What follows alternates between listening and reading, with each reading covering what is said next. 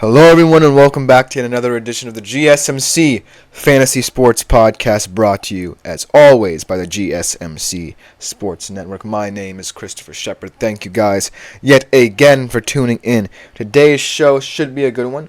We are sticking in the realm of betting a little bit. We have some betting odds, not just for college basketball, as you guys seem to like that. We're going to be looking at the Wooden Award betting favorites.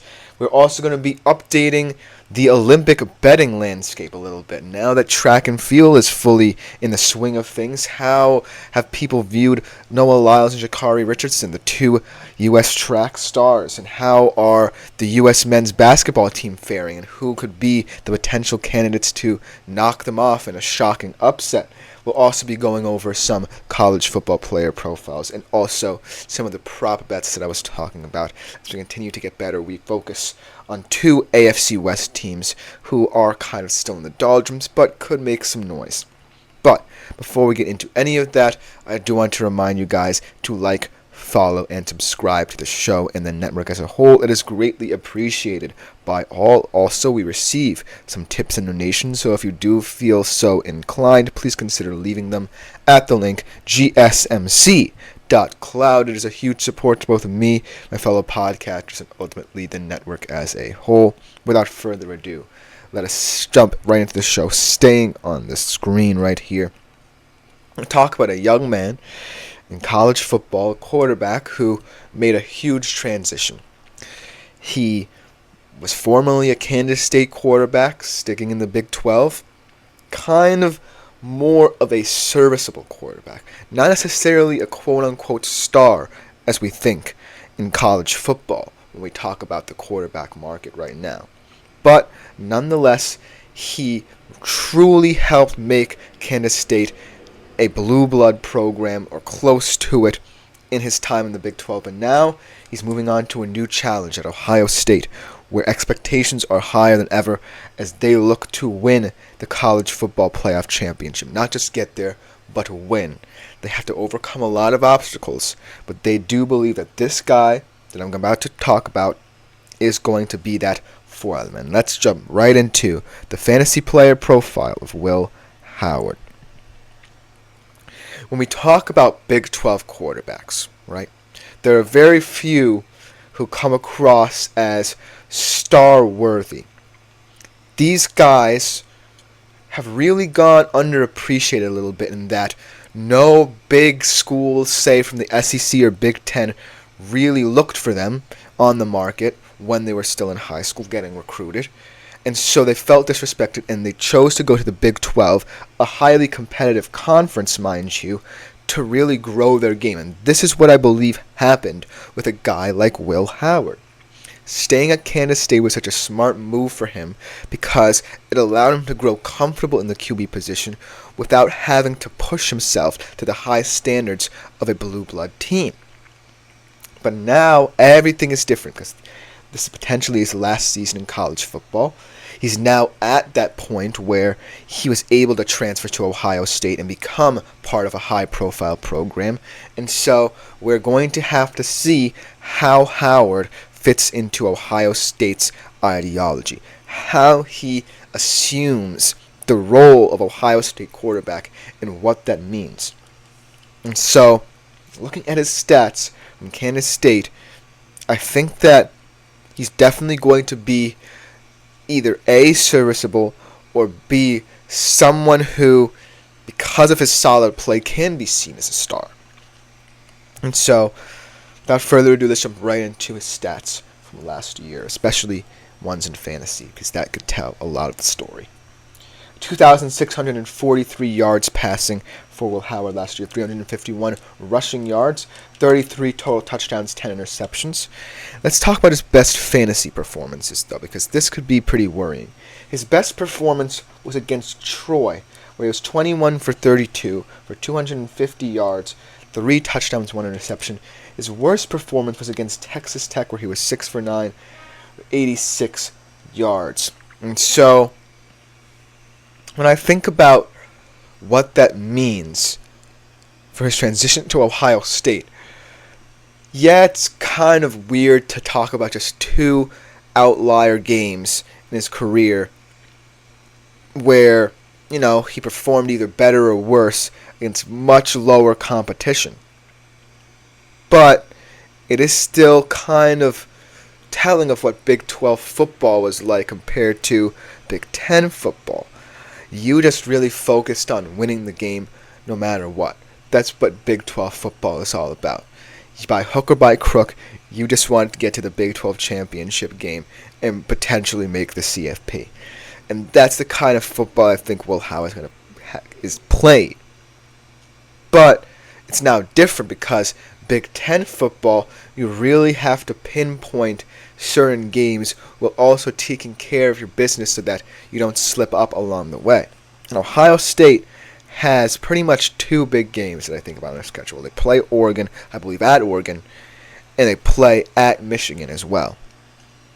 And so, those two big games, if Will Howard doesn't show up, it's very concerning, and it can be attributed to perhaps his mentality of Big 12 focusing on more conference play and getting your wins there.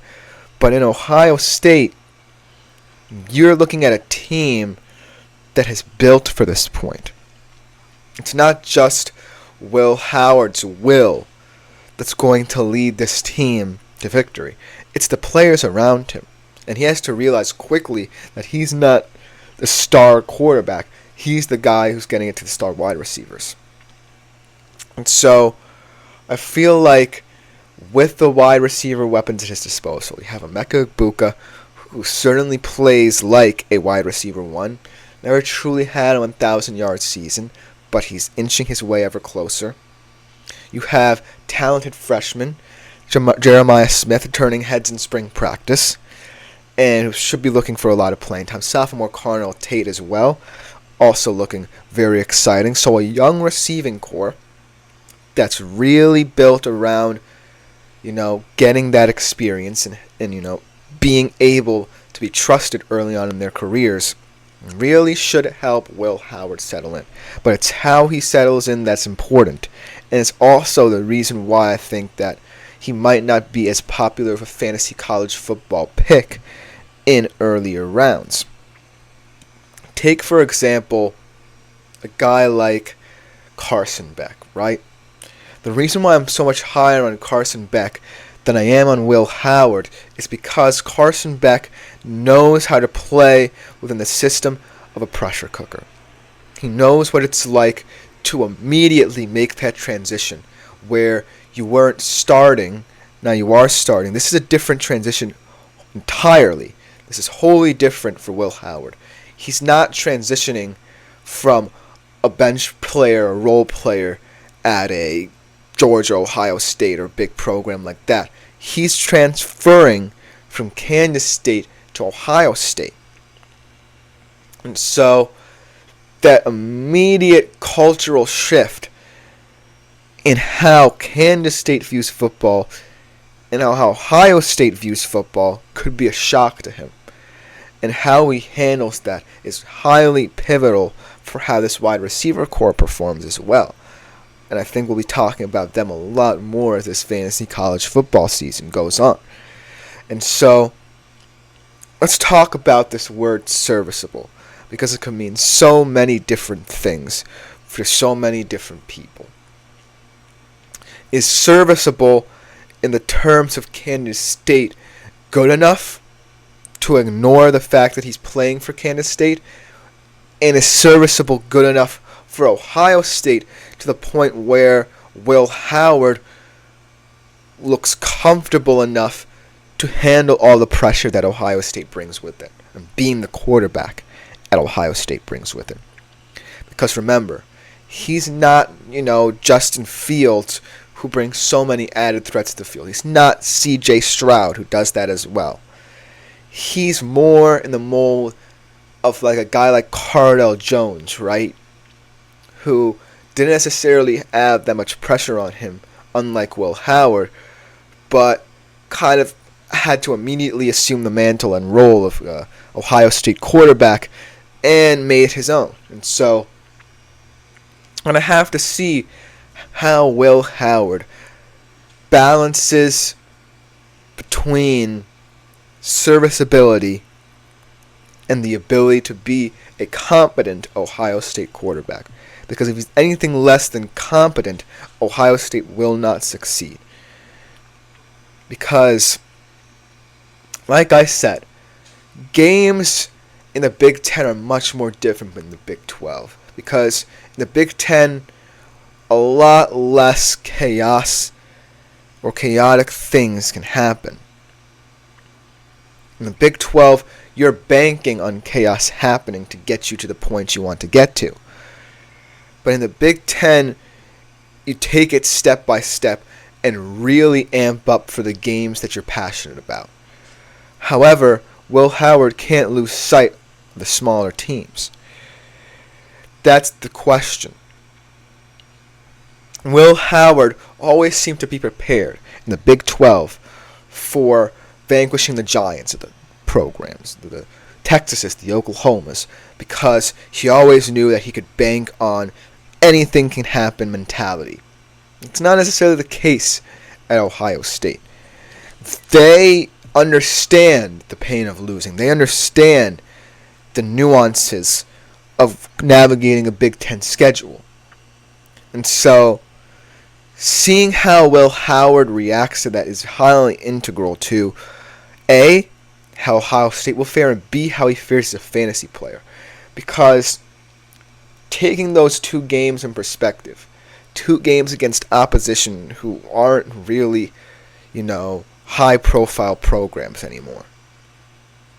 If you take those two games and you put them in perspective of if he did that with Ohio State, he would immediately be vilified.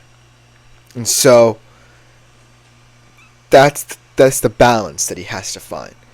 Understanding that he still needs to keep afloat against smaller teams, but also be ready for when the time comes to amp it up. Because that's the Will Howard that Ohio State believes they've gotten. And if not, they have a very talented QB behind him. Devin Brown, Julian Sayin. They have a lot of hope in those guys as well. So if nothing goes to plan, then this project, this experiment, really wasn't worth it for Ohio State. And this could prove to be a missed opportunity. However, all he needs to be, and the word that pretty much matters, in my humble opinion, to describe Will Howard is serviceable. That's all you need to do, Will. Be serviceable, and Ohio State, I guarantee you, will be challenging for that CFP championship when it's all said and done. But that should just about do it for this segment. Coming next, we transition to the world of college basketball. We look at the Wooden Award betting favorites, see who's on that list of exciting prospects for that award after the break. I feel like I'm losing my mind.